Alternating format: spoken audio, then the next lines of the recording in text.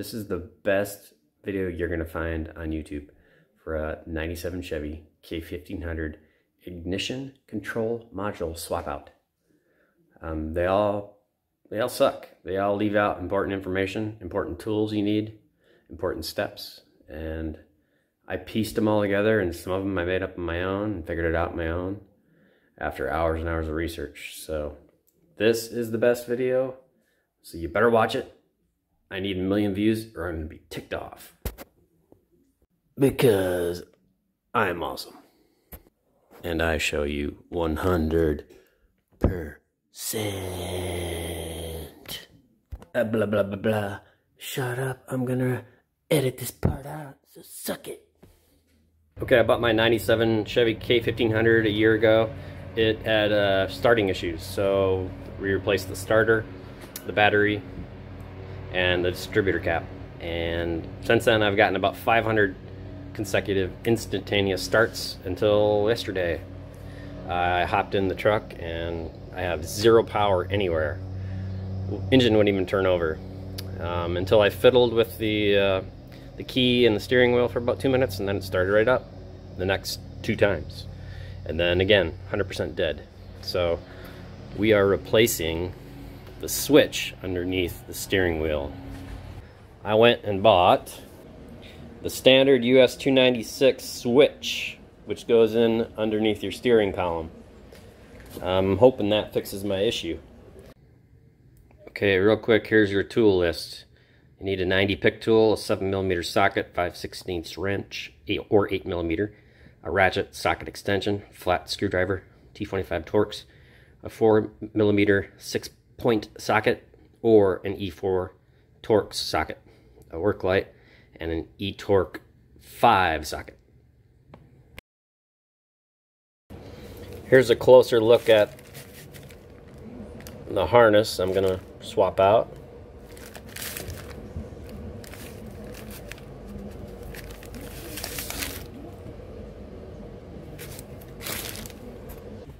Real quick on pricing, the part cost me 135 bucks. A local part shop was going to charge $250, and mechanic would charge probably $350, and mechanic would charge another $550 for labor. So that's a $900 repair for a mechanic, and I'm going to try to do it all for 135 bucks. So the first thing we'll do is remove the black battery ground, and then I'll start unscrewing the part. Okay, first we're going to take off this large panel from under the steering wheel. There's a bolt there, bolt there, bolt there, bolt there. Probably didn't know this, but there's a vent pointed straight at your crotch on the driver's side. Anyway, on the back side, it's connected into this hose here without tape, so you just kind of have to like loosen that, and hopefully your clips hold up. The one side of mine popped out. I had to pop it back in. Alright, we got that removed with 4 7mm screws. Next, we take off this metal plate held together by 4 10mm bolts. Okay, with that metal shroud off, you can see the wiring harness back in there we need to get to. Next, we will remove the lower plastic underneath the steering wheel. The lower plastic under the steering wheel, you need a T25 Torx bit, and remove the screw there and there. This is your tilt. Tilt it all the way up to help you get access. Next, pull out your tilt lever. Just comes right out, and then remove the shroud. Lower shroud removed, put the screws back in, and set your parts in an organized manner so you know where they go back when you're done. Lower shroud removed, and you can see a lot of the harness we need to swap out. The lower panel I have dangling for now because if at all possible, I don't want to remove the brake release lever because it was designed very poorly. Alright, next put your tilt lever back in. And then tilt your steering wheel all the way down. This way you can remove the top piece of plastic more easily. Okay, to remove the top shroud, use your tilt lever, tilt the steering wheel all the way up. It's going to be hard to show it here, but there is two very strange bolts to get out. We need the 4mm 6-point socket. And if you go slow, you should be able to get that one out, which is turning great. And then a little bit further out here, this one's harder to see. It's up in there. And that one's turning great. So I'm going to remove those, and hopefully that top shroud will loosen, and then we'll have to use our 90 degree pick tool. Okay, so that screw on the left hand side is not designed to come out. It's got a long shaft, and yeah, it doesn't come out. So you gotta pry open that top shroud until it releases from the steering wheel, and then you can see it's no longer attached to the shroud. Next, we have to use the pick tool to remove it from the ignition area. Okay, since this is turning into a multi-day project, I taped this, labeled it top shroud, right side underneath. We're gonna tape that to the floor. Nice and neat so we know where it goes. Now the hard part is getting this top cover off. We'll use this pick tool, and on the key sleeve underneath here, there's a small hole. I have to turn my flashlight on to see it.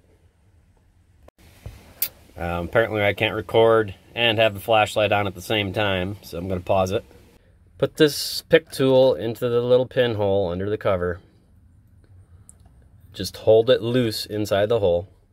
Turn your key as far as it'll go towards the starting position and hold it there. And then press down on this. Keep it all the way forward, and then start pulling to the right on the key assembly, and it should start popping out like that. You may have to jiggle it a little bit to the left once you see it move a millimeter, and then it should pop right out.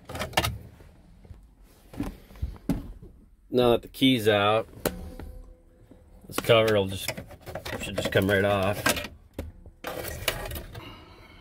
Now with the cover off, you can see the pick tool, the hole it was trying to get into. It's right here. Again, turn the key all the way to start, as far as it'll go, and then apply pressure down with the pick tool. It should pop out a millimeter, and then twist a little bit the other direction, and then shimmy it, and it should pop right out. Okay, the ignition control switch is held on by two screws, which I don't have the proper tool for because whoever made the videos on YouTube didn't tell me the right tool. There's the one, and there's the other one. Time to go back to the store, get another tool. I don't even know what the heck you call this.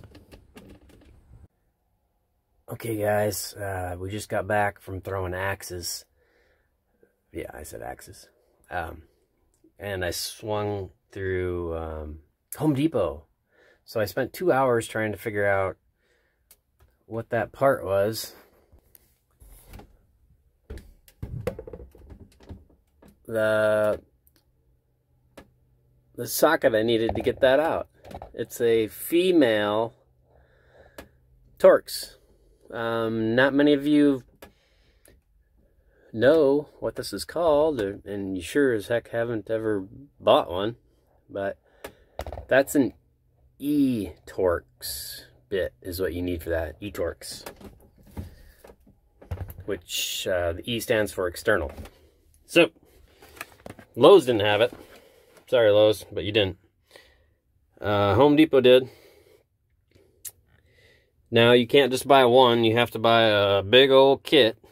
And I got the Husky 13-piece external Torx socket set. E-Torx is what you needed. Now, I needed the smallest one in the whole set, which is an E4, which fits in a 1/4 inch drive. So, you need an E4 E-Torx socket to get the ignition control module released, because there's two of them. One there, one there. And every video I've looked at on YouTube ignores this fact, and they don't tell you what it is. I'm telling you what it is. So it literally took me 2 hours to figure this out. So thank you. You're welcome. Husky E4 Torx bit to the rescue.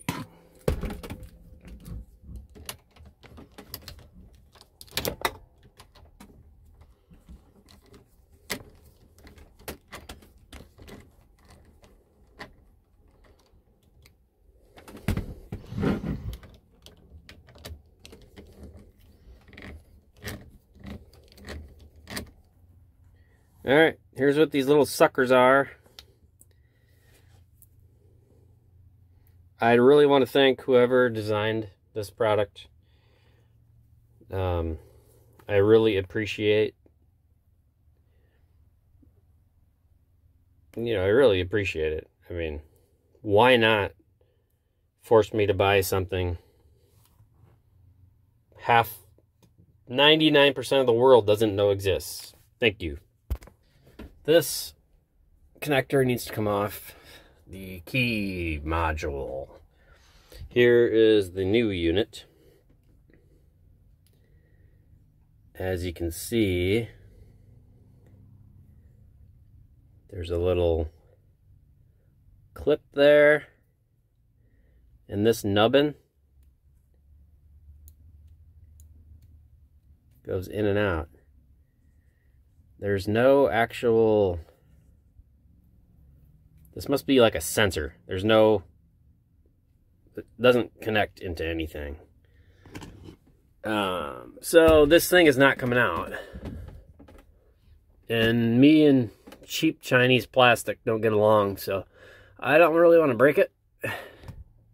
But if you look inside this hole here, that little dinger poking through. So you won't see this in any of the other videos, but I'm going to use this pick tool to pop that dinger back in, and that should come right off. Like I showed you here, this tip is going through that key cylinder. So you need a pick tool upside down, jamming that depressed. And then with another hand, you need a screwdriver, flat screwdriver, pressing on this clip here.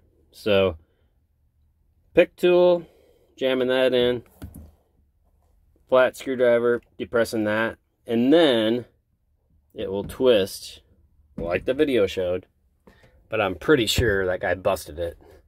Anyway, it comes right out then. So that's how you do it.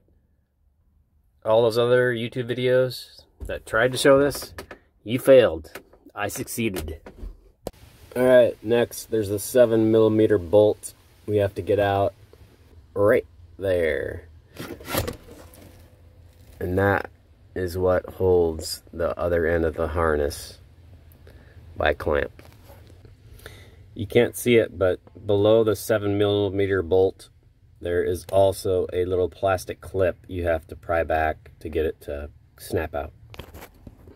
Alright, next we got to remove this heat wrapping because the ignition control switch that I'm replacing, there's some extra wiring in here going to different components like that and some other things. Take the tape off so we can get it replaced. Okay, heat wrap is removed.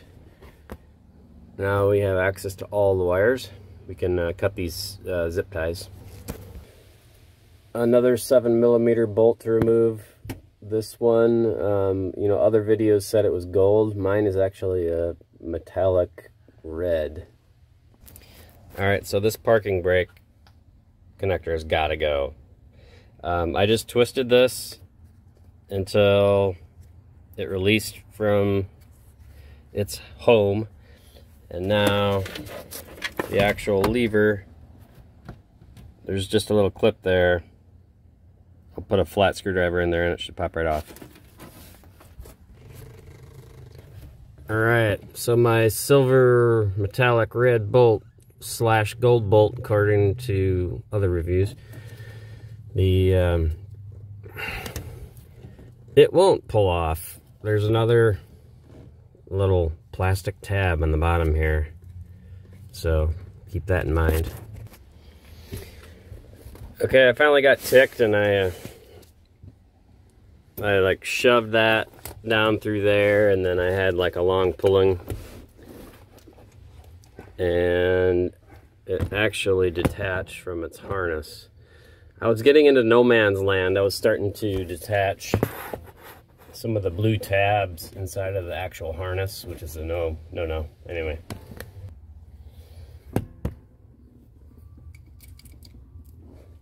Now we'll gently lift up underneath this connector and then pull back behind the camera view, and it should come right off.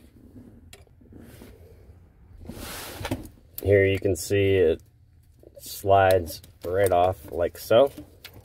And we'll do the same thing on the other side. And as you can see, the other side came off.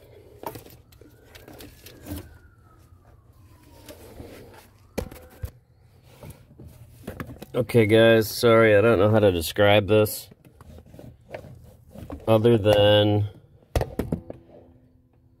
it's complete, total hell on earth getting this thing back in.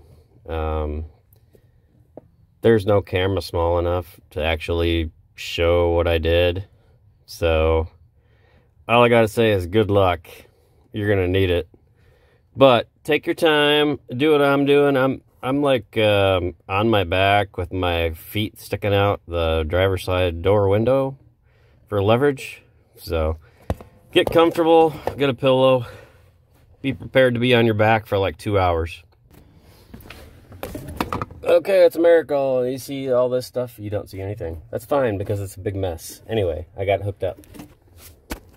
Okay, here's an important tip. The new module, this was actually tilted completely the wrong way, so it wouldn't go in.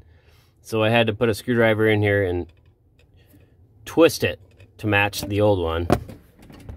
And then the module slid right on. No problem.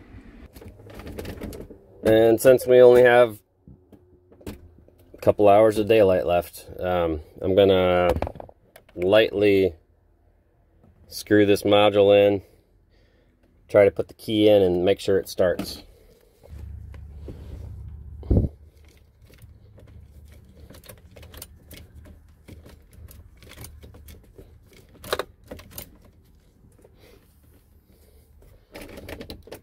A little tip when you put the key back in, the key assembly, have the key in it, otherwise it will never slide in correctly. For our little test, afterwards we're going to have to get the 90-degree pick tool to get the key out again. Alright, battery hooked back up, started right up first try, so I think my instinct was right. It's the ignition control. I need to tape up all the wiring, get all the paneling back on, get all the screws back in, put this thing back together. Probably another hour and a half. All right, the new part is in and we're reassembling everything. I took out 4 zip ties, and one that I'm definitely putting back in is right around this section here. This was not a part of the part that I replaced. This goes to a separate electrical control up there. So, and it's really close to the tilt lever. So I'm gonna zip tie that. And then I'm gonna zip tie this together just so I can reattach the heat tape. Okay, zip tie number 1, here. Zip tie number 2, here. Zip tie number 3,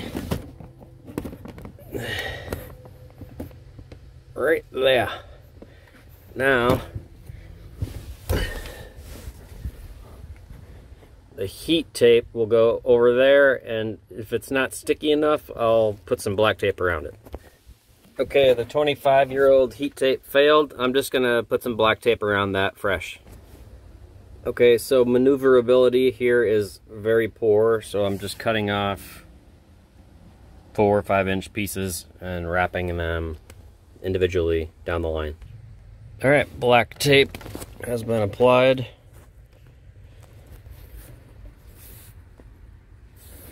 Next, underneath here, this connector, you can see it was covered in this like a foam wrap, and after 25 years it was just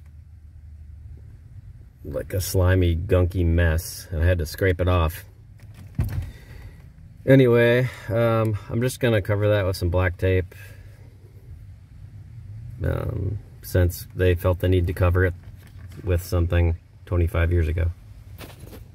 Okay, black tape applied. Next step. Pull your AC vent tubing back through this metal plate hole. Okay, now we'll use our E4 Torx. E4 screws are tight. Next we'll put the top plastic shroud on, take out the key, and snug it in. And remember, we're going to use our pick tool to remove the key once again.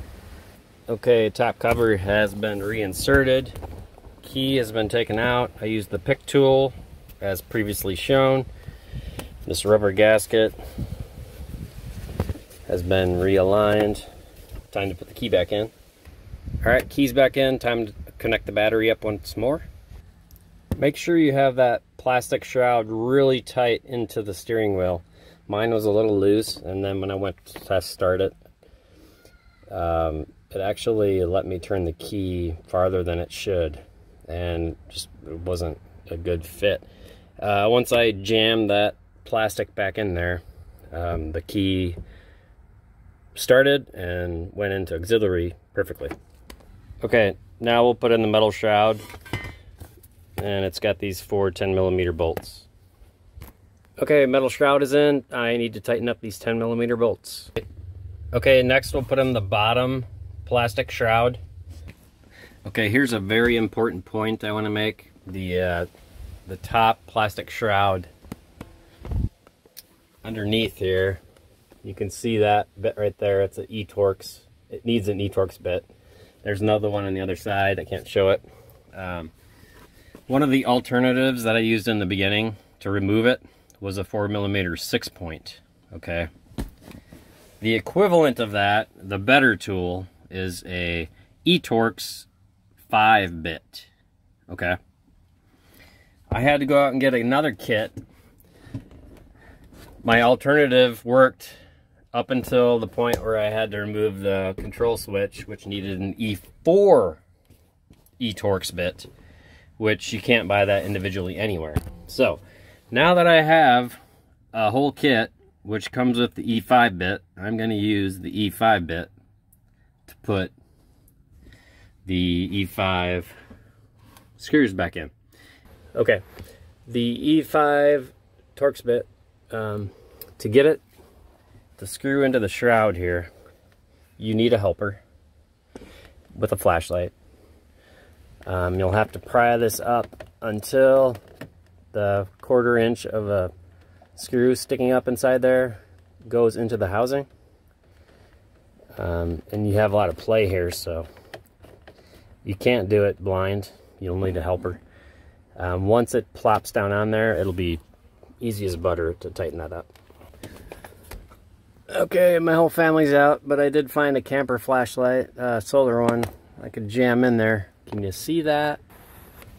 All right, with an extreme amount of pressure, you'll get this in. And you just have to kind of screw it for the first 10 seconds. It's one of those bits that never comes out and never goes all the way in.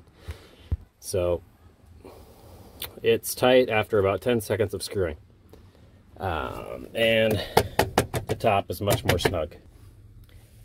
This side is really easy, about 100 times easier than the other side. The nut on this side actually tightens. The other one does not. Now for the underneath plastic piece, we use the T25 Torx, just a regular, not the external, the weird thing we had to deal with before. And there's 2 of them, 2 bolts go in.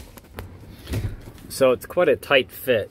You gotta have to shove it above this metal plate, and then jam it into the snaps there, and real tight into the key area and the shifter area on the other side. The key point is to really shove it into the area of the steering wheel in the back. Remember when we twist tied that yellow cable by your tilt jack? That's why. That cable will be in your way if you didn't do that. Okay, last step. We're going to put on the pink plastic cover. We're going to route the AC vent tube through the AC vent and reattach the parking brake. For those of you that want an A+, this foam that was probably that high disintegrates after 25 years, so extra credit, replace that.